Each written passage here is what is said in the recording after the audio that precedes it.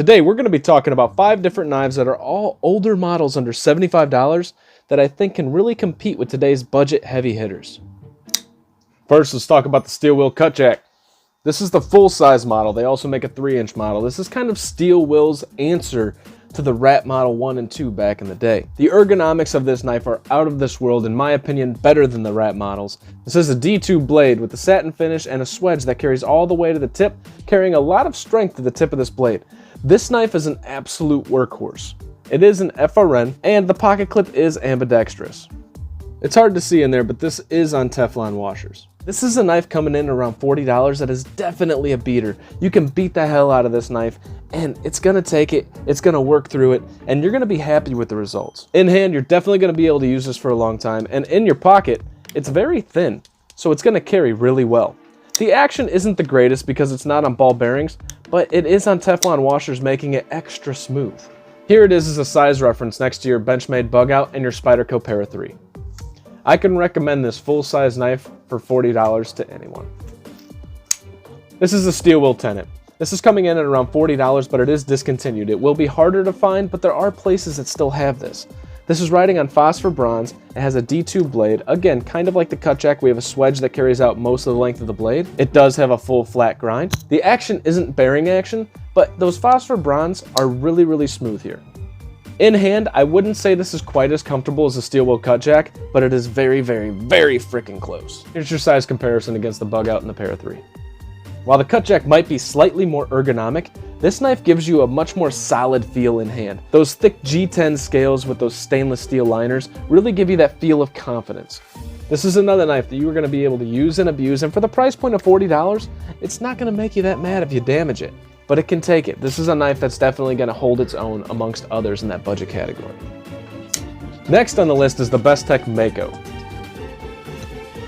Now this knife, similar to the steel Will Tenet, is very beefy in hand. I think this is a little bit more ergonomic, but it is going to wear on your hand a little bit more.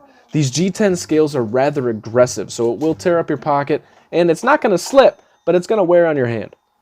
You're getting a little bit more blade length, and you can reverse flick it, so it's going to give you a little bit more fidget options, and it is on bearings.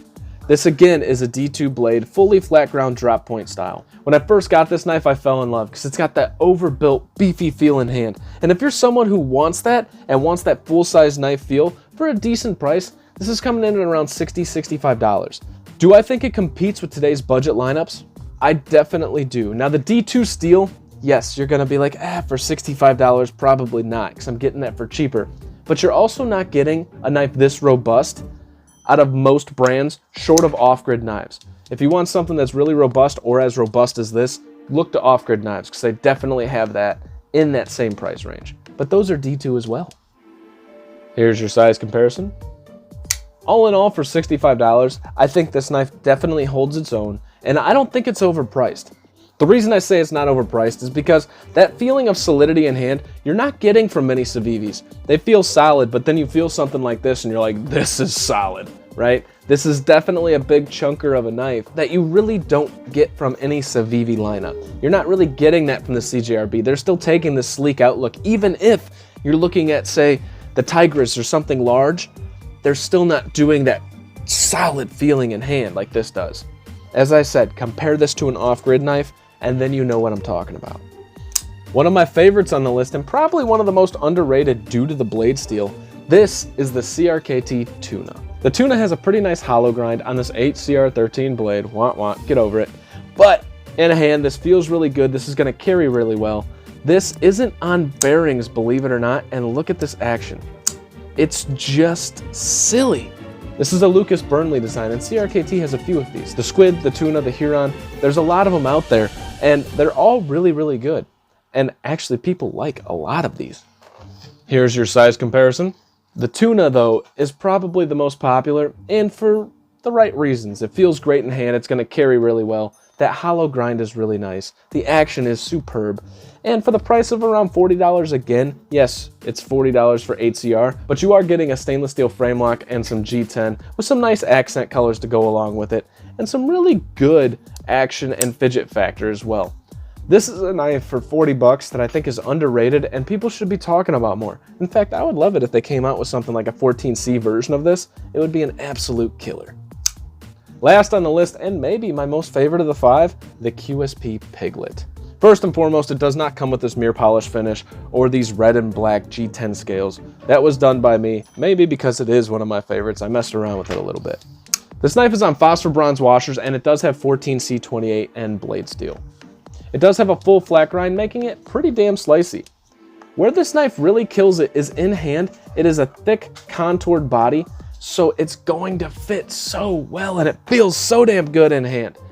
QSP absolutely nailed the ergonomics and the size of this knife. I think this knife coming in, I think slightly under 3 inches, is a knife that most people can carry around. It's not something that's going to scare the beans off of somebody, and it's going to get the job done. Access to the liners really, really nice, and we have a recessed pocket clip. There's heavy milling on the liners on the inside, making it as light as freaking possible. This knife reminds me a lot of the Civivi Duros. It's thick, it's chunky, but it's gonna get the job done so well, and you're gonna feel comfortable doing it. Here's your size comparison. All in all, for 40 to 50 bucks, the QSP Piglet, out of all of these knives, while made 3 to 4 years ago, is still one of the best, in my opinion, as far as short, stubby, tanky, budget knives that really get the job done. And with 14C28N and these badass ergos, you're gonna love this knife. There's a reason they made a premium version for like 300 bucks. These 5 old dogs still got a lot of fight in them. If I had to pick a knife, I would say go with the QSP Piglet out of these 5, and actually go with the QSP Piglet out of most things out there today. If you want a full-size knife and you're looking for something that's no frills, just I'm here to do work, go with the steel Will Cutjack.